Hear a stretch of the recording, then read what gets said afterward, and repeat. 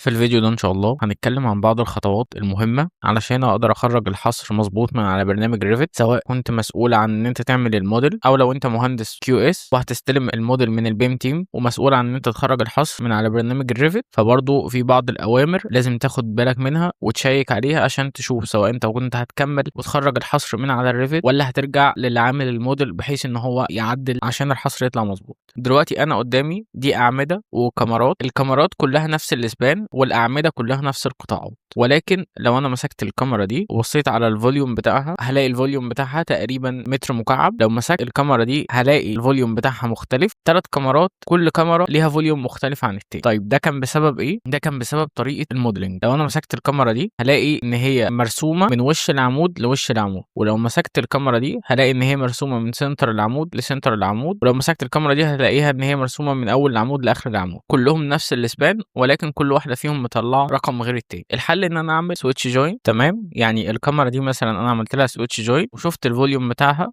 هلاقي ان الفوليوم بقى 0.831 وبقوا الثلاثه زي بعض. لو مسكت الثلاث كاميرات ممكن برضو اشيك عليه مانيوال. هي الكاميرا قطاعها 25/70 فانا شيكت لقيت اللي هو 0.831. برضو نفس الفكره، لو انا هرسم بلاطه هل ارسمها مثلا من هنا كده بالشكل ده ولا ارسمها من السنتر للسنتر ولا ارسمها فوق الاعمده؟ ممكن نجرب نرسم مره من الوش الخارجي للوش الخارجي وناخد نفس البلاطه كوبي ولكن هنعدل الباوندري بتاعتها ونشوف فرق الكميه، هل في فرق الكميات ولا مش فارقه. لو مسكت البلاطه دي هلاقي ان الفوليوم تقريبا 5 متر ونص، لو مسكت البلاطه دي هلاقي ان الكميه قلت بالشكل ده، ولكن لو مسكت الكاميرات هلاقي ان الفوليوم بتاعها اتغير. بدل ما كان 0.831 اهي نفس الكاميرا هنا، انا هلاقي الفوليوم بتاع الكاميرا 0.594 عشان هو خصم الجزء المشترك ما بين البلاطه والكاميرا ودخله مع البلاطه. الموضوع كله بيبقى مرتبط بطريقه القياس والمواصفات اللي انا شغال عليها. انا لو هعمل موديل المفروض ان انا اروح للمقايسه وابتدي اشوف طرق قياس اللي المقايسه جايه لي بيها انا المفروض اشتغل ازاي، ولو مش مكتوبه في المقايسه او مش جاي لي حاجه بيها ممكن ارجع للمواصفات الخاصه ببلد المشروع اللي انا فيه. طيب حاجه زي دي لو انا محتاج ان هو يبدي الكاميرات على البلاطه ممكن نستخدم الادن دي، بتقدر تديني كنترول كل حاجه انا محتاج ابدي مين على مين. يعني انا عندي بلاطه واعمده وكاميرات، مين اللي بيكمل ومين اللي بيقف، هل البلاطه اللي بتكمل ولا الاعمده ولا الكاميرات؟ فهي الادن بتديني كنترول، اقدر كنترول على اي حاجه انا محتاجها. لو فتحت الجوينت سيتنج الاقي ان هنا الترتيب بتاعه، يعني هو اول حاجه تبقى الاستراكشر فاونديشن وبعدين الفلورز وبعدين الاعمده وبعدين الكاميرات وهكذا بالترتيب ده. يعني مثلا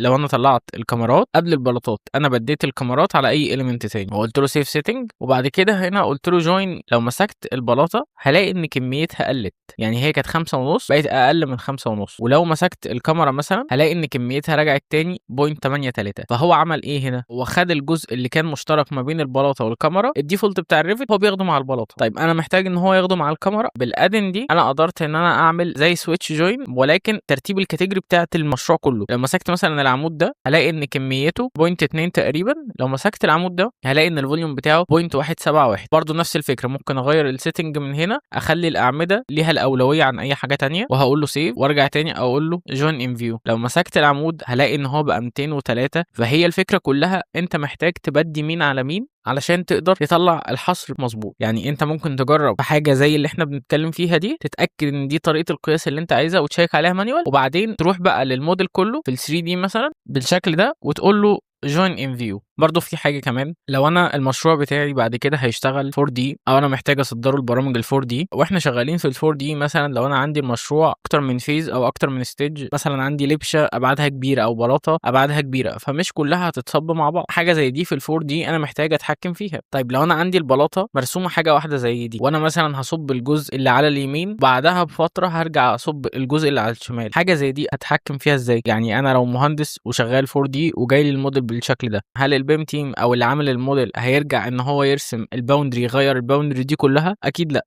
فحاجه زي دي انا ممكن اعملها ازاي بسهوله؟ لو انا دوست مثلا كرييت بارت هلاقي ان البلاطه اتقسمت عندي الباوندري، كل جزء من دول هو مفصول لوحده، يعني دي عندي بقت بلاطه ودي عندي بقت بلاطه. طب هل ده اثر في اي حاجه في الموديل؟ لا. يعني انا لو واقف في الفيو مش ماسك اي حاجه هلاقي من هنا عندي في اوبشن اسمه البارتس فيزابيليتي، لو قلت له من هنا شو اوريجينال وجيت امسك البلاطه هلاقي ان البلاطه عادي ظاهره لي بالباوندري الحقيقيه بتاعتها. طيب لو انا قلت له من هنا شو بارتس هلاقي الاوبشن ده واقدر امسك كل بلاطه من دول اشوف الفوليوم بتاعها قد ايه.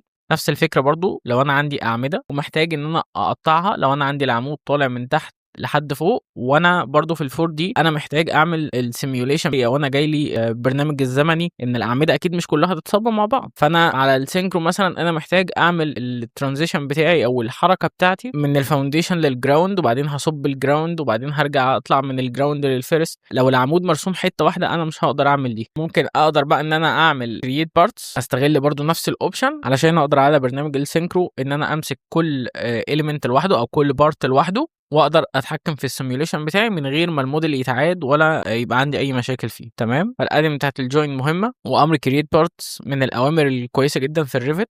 الاتنين دول مع بعض هيساعدوك ان انت تطلع الحصر من الريفت، سواء كان المشروع صغير او كبير. دي حاجات لازم انت تشيك عليها عشان تبقى ضامن الحصر اللي طالع من الريفت.